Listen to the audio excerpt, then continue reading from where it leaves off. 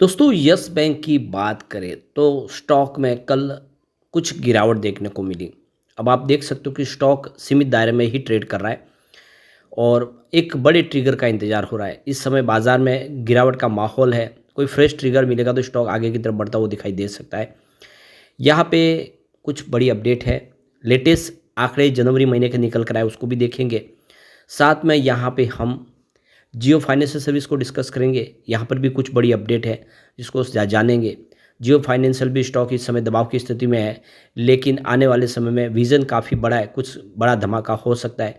साथ में हम Indian renewable energy development agency limited को डिस्कस करने जा रहे हैं, जहाँ पे कुछ पॉजिटिव संभावना बनती हुई दिखाई दे रही है और काफ़ी बड़ी यहाँ पे देख सकते हो कि एक गुड न्यूज़ निकल के आ रही है, जिसको इस वीडियो के माध्यम से डिस्कस करेंगे। साथ में यहाँ पे हम जिंदाल वर्ल्ड वाइड को डिस्कस करेंगे, जिसने यहाँ पे बोनस देने का ऐलान कर दिया है। तो कंपनी एक के बदले 4 शेयर बोनस देने का निर्णय कर चुकी है और रिकॉर्ड डेट भी आ चुकी है। लेकिन फ्रेंड्स, उससे पहले अगर आप पहली बार हमारे चैनल पे आए तो चैनल को सब्सक्राइब कर दीजिए, एक बेल आइकॉन दबा दीजिए ताकि जब भी नया वीडियो बने पहला नोटिफिकेशन आपको मिले। वीडियो पसंद आए तो लाइक से जरूर कीजिए। चलो फ्रेंड्स, वीडियो स्टार्ट करते हैं। मैं हूँ आपका दोस्त एस बी दवे और हमारे अपने चैनल ऑनलाइन कमाई में आपका बहुत बहुत स्वागत है। तो सबसे पहले यस बैंक के कारोबार की बात कर ले तो 17.78 पर क्लोजिंग देखने को मिली, जहाँ पे 0.45% की यानी लगभग आधा परसेंट की गिरावट थी। अब यहाँ पे जनवरी महीने में देख सकते हो कि म्यूचुअल फंड ने काफ़ी ज़बरदस्त खरीदारी की यस बैंक में। इस गिरावट का पूरा फ़ायदा उठाया। करीब 56 म्यूचुअल फंड ऐसे थे जिन्होंने यहाँ पे इन्वेस्टमेंट बढ़ा दिया अपना। सिर्फ 7 म्यूचुअल फंड थे जिन्होंने यहाँ पे अपनी होल्डिंग को बेचा है, ट्रिम किया है। तो ये क्लियरली सिग्नल है। 7 के सामने 56 जो नए म्यूचुअल फंड यहाँ पे एंट्री कर चुके हैं, वो इशारा है कि इस लेवल पे खरीदारी काफ़ी शानदार हो रही है।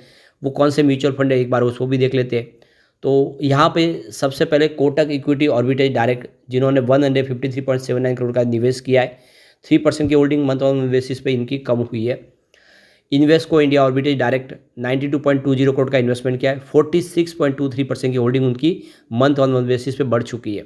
आईसीआईसी प्रो इक्विटी ऑर्बिटेज डायरेक्ट ने 27.40 करोड़ का इन्वेस्टमेंट किया है। उनकी होल्डिंग भी 78.50% मंथ ऑन मंथ बेसिस पे बढ़ चुकी है। इसके अलावा एचडीएफसी ऑर्बिटेज होलसेल डायरेक्ट ने 25.40 करोड़ का इन्वेस्टमेंट किया है। उनकी होल्डिंग भी 207.88% बढ़ चुकी है। ज़बरदस्त निवेश बढ़ा है। और एचडीएफसी ऑर्बिटेज डायरेक्ट की 25.40 करोड़ का निवेश किया है। 207% की होल्डिंग उनकी भी मंथ ऑन बेसिस पे बढ़ चुकी है। इसके अलावा Motilal Oswal Nifty mid cap 150 index का 22.35 करोड़ का इन्वेस्टमेंट हुआ है। 2.53% की होल्डिंग उनकी मंथ ऑन मंथ बेसिस पे बढ़ चुकी है।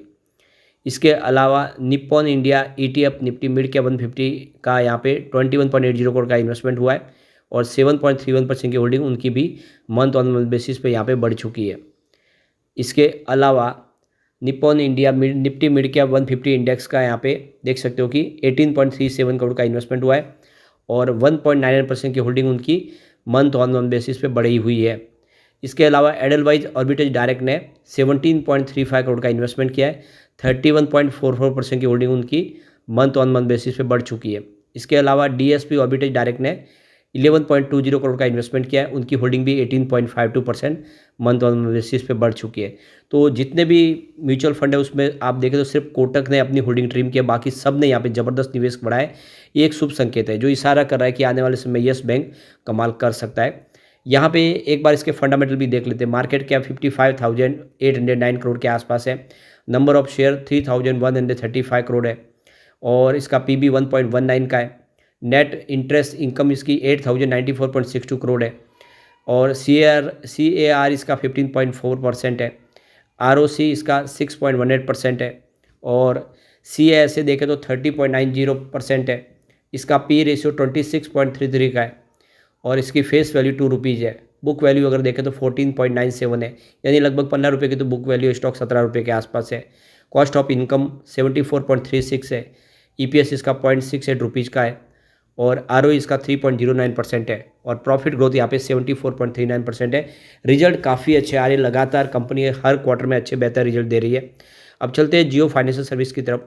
225 पर क्लोजिंग थी। 1.23% की गिरावट देखने को मिली।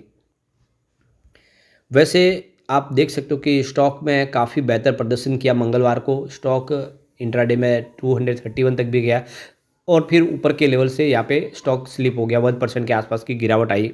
प्रॉफिट बुकिंग हावी हो गई, खरीदारी अच्छी हो रही है लेकिन वो तेज़ी रह नहीं पाई, गिरावट हो गई। यहाँ पे जियो फाइनेंशियल सर्विस की बात करें तो यह एक लॉन्ग टर्म में इन्वेस्टमेंट के जैसा ही स्टॉक है, क्योंकि अभी कंपनी के बिजनेस शुरू होने लगे, एक एक करके बिजनेस शुरू होंगे।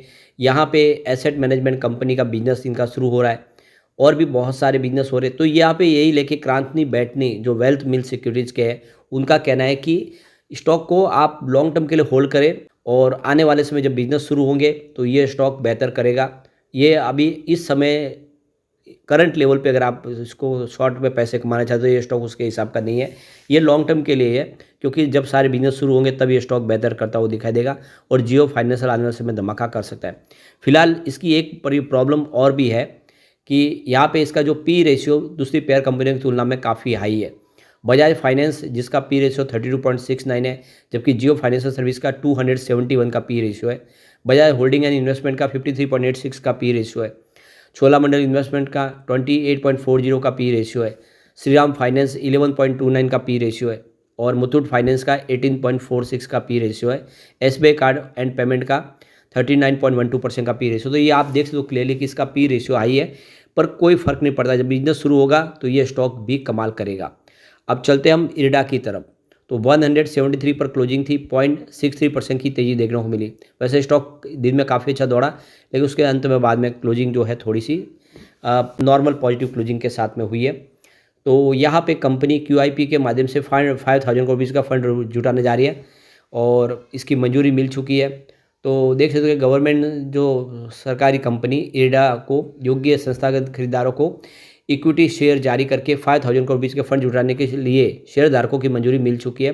तो सोमवार को कंपनी की असाधारण आम बैठक थी और इसमें शेयर होल्डर की रजामंदी ले ली गई है। 5,000 का फंड जुटाया जाएगा, क्योंकि बहुत सारे ग्रीन एनर्जी के प्रोजेक्ट के लिए फंड प्रोवाइड करना है। ऐसे में कंपनी ने कमर कस ली है। कंपनी की ओर से BSE फाइलिंग में कहा गया कि EGM के लिए नोटिस में उल्लिखित सभी प्रस्ताव को शेयरधारकों द्वारा उपेक्षित बहुमत के साथ विशेष प्रस्ताव के रूप में प्राप्त कर उसको क्या बोलते हैं पारित कर लिया गया है और रजामंदी मिल चुकी है शेयर होल्डर की। नोटिस के अनुसार कंपनी अपने मौजूदा परिचालन में विकास के अवसरों की आशा कर रही है और विभिन्न अवसरों का मूल्यांकन कर रही है जिससे पूंजी की आवश्यकता है। तो कुछ बड़े प्रोजेक्ट शुरू करने जा रही है कंपनी, चाहती है कुछ और फंड प्रोवाइड करे जिसके लिए फंड की आवश्यकता है, जो ये शेयर होल्डर की रजामंदी मिल चुकी है। तो फंड जुटाने की खबर का असर इस बात पर निर्भर करता है कि कंपनी फंड किस तरह से इस्तेमाल होता है। आने वाले दिनों में इरडा के स्टॉक में न्यूज़ फ्लो के असर को देखने को मिल सकता है, जिससे स्टॉक में फोकस में रहता है वो दिखाई दे सकता है।